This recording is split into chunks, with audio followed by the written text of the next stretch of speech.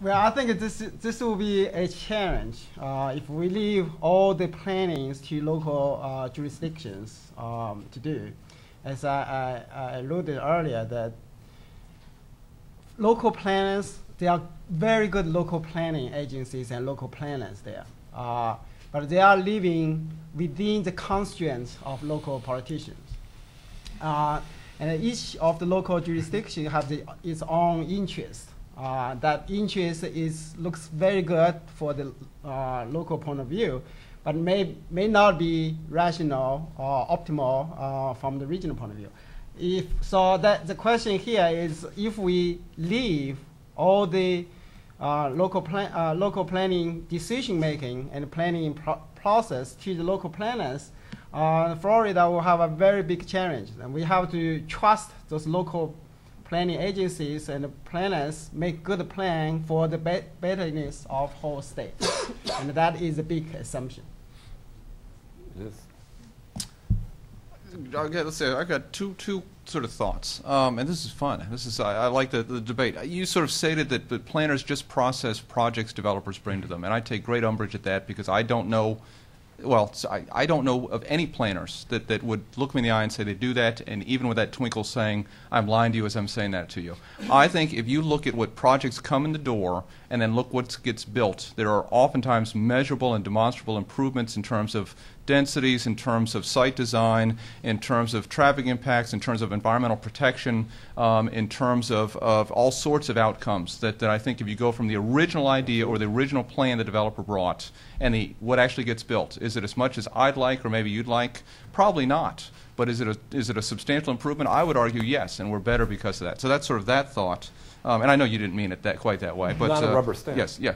I do. I think there's a lot more planning that goes on before the meetings, before the decisions that shapes these developments in usually pretty darn good ways. And I think that's part of the power of planning. But it's hard to sort of prove that unless we did see the original proposal, which is often done in a less than official way. Let's sit down and talk. I'm planning to build 10,000 units, and I'm going to put them in these wetlands. Well, don't put them in these wetlands. Put them on these uplands, and let's protect the wetlands. And instead, you only get 8,000 units. And then the community says, oh my gosh, 8,000 units, what a horrible thing. And the planner sort of wants to say, wait a minute, but you should have seen what came in the door. So that's sort of comment number one. In terms of the state role, again, we'll have to wait and see what the legislature does, but there's a lot of language embedded in a variety of statutes that Gene talked about that have to be satisfied. And it may not be by DCA. It may be DEP, Department of Environmental Protection. It may be Department of Transportation. It may be Fish and Wildlife. I mean, there's a whole bunch of other state players that are, as far as I've heard, I don't believe DOT is going anywhere, and I don't think DEP is going anywhere, right? So I still think there will be a state role. It may not be through a state land planning agency. So I think that and I've been guilty of this as well, sort of saying, well, there's going to be no state role. Well, I'm not convinced of that yet. I think there will be something of a state role, but it will look very differently, and it may not be as, never thought I'd say this, as coherent as it might come out of DCA, because it's a variety of agencies rather than sort of one central coordinating one. I think you're giving them the blueprint. They've talked about that quite a bit. Mm-hmm. And of course, I would never say that the planners, when they process these plans, that they don't interact with them and change them. But what I'm saying is, even that brings back a counter move from the developers who object, and they go over their heads to the politicians. And what the planners do often is ignored and defeated. What I'd like to do is open it up a little bit to the audience now. We've about a half hour left, and I'm sure people have some questions they want to ask. And we have a question right over there with the microphone. Joel, thanks. Jaap Vos again. I wanted to say something real quick, as building a bit on the very question. I found this fascinating discussion, and start to get you thinking. I had the experience of working in 2 states where we did not have mandatory comprehensive plans, and in Florida for the last 20 years where we did. The comprehensive plan in Florida being mandatory has produced an enormous amount of litigation, and has involved the attorneys, and I'm not picking on attorneys, but when I first came back to Hillsborough County in 1991, I was out on a tour with one of my county commissioners who was an attorney. I said, where did all the attorneys come from? My point was only this, that in those situations where you did not have the legal status of the comprehensive plan. The planners were able to be much more effective in doing the very things that you were talking about. In Hillsborough County, I recall we had a lot of neighborhood opposition, sometimes positions we've taken. I remember one lady saying, why do you recommend approval of everything on the agenda? And I said, because you didn't see what didn't get on the agenda. What that actually represented was a reasonably effective role of the planning staff and a recognition by the developers. If we go to the elected body with something that we don't have a support for, we won't get it done. You never saw what was behind it. And the litigation that's associated with the plan has actually created a foothold for the developers, attorneys, and so forth to circumvent the staff in great ways. And so it diminishes the role of the professional planner in getting the much better product before it's ever seen by the elected body. So I just wanted to point out that we may have, in fact, in creating a mandatory planning process, created unintended consequences that would not necessarily represent in a. And there's never anything to stop the developer from reaching for the moon and negotiating down to what the staff thinks is more reasonable and doing it knowingly and going into it with that in mind. Did anybody want to comment on that, or we'll move on to another question then? We'll just follow the microphone then. Why don't you hand it off and. You have the power. There we go. Thank you.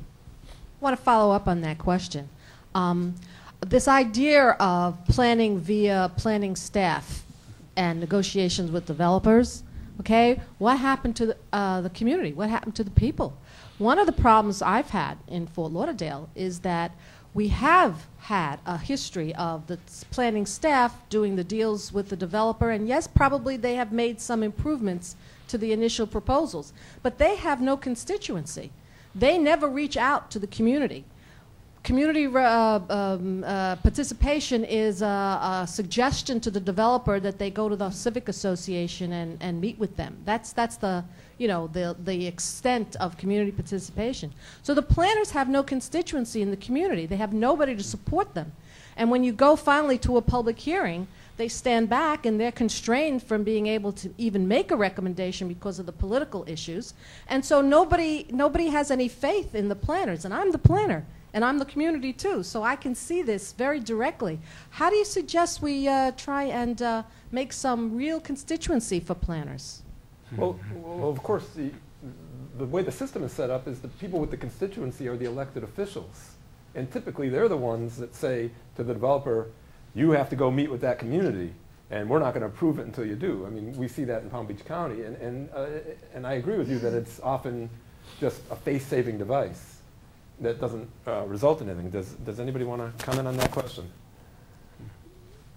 I was going to, Secretary Pelham, back in the good old days of a few years ago, when he went to the legislature and brought his Citizens Bill of Rights, he had some ideas in there that I thought were really solid, in which he said that the state and local government should maybe not mandate, but strongly encourage developers to reach, be proactive. And I realize I see sort of your frown, sort of saying, well, that's easier said than done. But this idea that that planning staff, rather than meeting first with the developer, might sort of the response is, have you talked to the community yet? Well, no, I haven't. Well, start there and then come to me after that. So there are a few ideas in there. Would they have solved all these problems? Probably not. But at least would have been a bit more proactive approach, was my take. Jaap, did you? No, I was going to actually grab the Citizen Planning Bill of Rights, which I thought made a start with that. Right. Mm-hmm. But I'm still not sure how you'd really do this. And of course, it went nowhere. And it went nowhere, although they went the other way. I think Charles can probably tell us. Is Thousands Friends of Florida still going to pursue this? Where's Charles? He's right there. Wasn't Thousand Friends going to?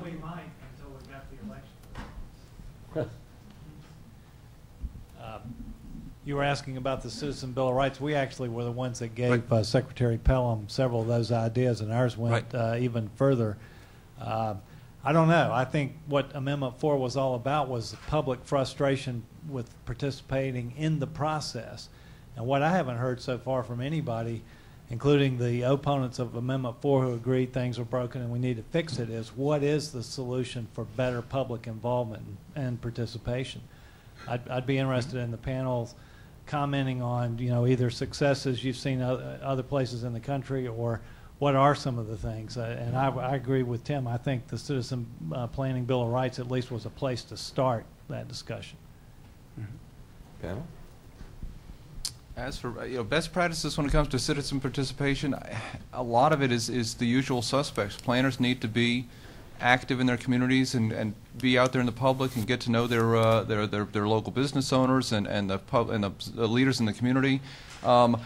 Again, boy, I'm going to say something controversial again here, but the problem we run into sometimes is that oftentimes communities don't want change when in fact the change is what we need. One of my favorite all-time articles in a scholarly journal was by Tony Downs, in which was titled something like, "Why We Talk About Smart Growth More Than We Actually Do It." And the reason we talk about it a lot and never do it is because citizens, dare I say, sometimes get in the way, and that's a problem. So I think planners could do a better job educating citizens and being embedded. And this gets back to, I think, where we actually started, which is I think the language and the way we hold meetings and the way we interact with the community is so pro forma, so checkbox, DRIs, ears, comp plan amendments, that we're never speaking English with folks, so that we almost stand no chance with getting them to buy into some of this stuff. But best practices, a lot of it gets down to sort of building and maintaining relationships. Yeah, a good example of doing that, I think, in Portland, Oregon, they are doing a much better job in terms of educating the public and getting involved the community in the planning process. They, as far as I know, that I was there for 5 years. They have community planners go through different communities and have meetings with them, constantly addressing the local issues, local concerns, and also bring the big picture, the regional big picture, to the communities and asking for input. So they have a much better relationship between the planners and the community than other parts of the country. I think that's proved to be a good model in the planning field. But you see, to me, what is interesting is that Bernard Siskovits gave an interesting presentation on Friday where he talked about charrettes and the consequence, and that he doesn't like charrettes and why he doesn't like them. And he said, you need to do this one-on-one. And he really made me think about how do you do public participation. But he also, when we talk about public participation, we typically talk about local stuff. We always talk about how do you want your community to look? Do you want this development? Do you not want this development? But how do you address these bigger issues? I mean, how do you get people involved when you want to talk about climate change or about these bigger planning issues? And that, to me, I don't know. Yeah. I mean, I wish I had an answer, but I don't. Yeah. One of the examples when I was in Portland is that they're talking about future of Portland development. Do we want the future look like California? At that time, what's the California, Los Angeles is a bad example of development. The planners go through all the communities and just discusses one single questions. What do we want our future look like? Do we want it like Los Angeles?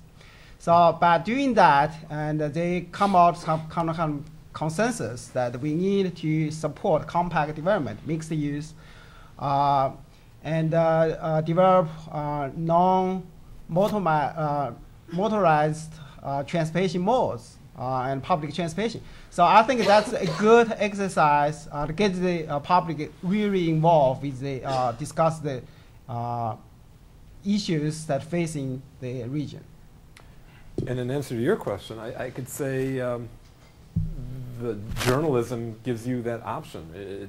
That's where journalism and planning can work together, is to say, you can't see the sea rising, but it's going to rise. And what's that going to mean to the coastal communities? And write op-eds or work with journalists to try to generate meaningful stories that would bring to light that future. There was a question here.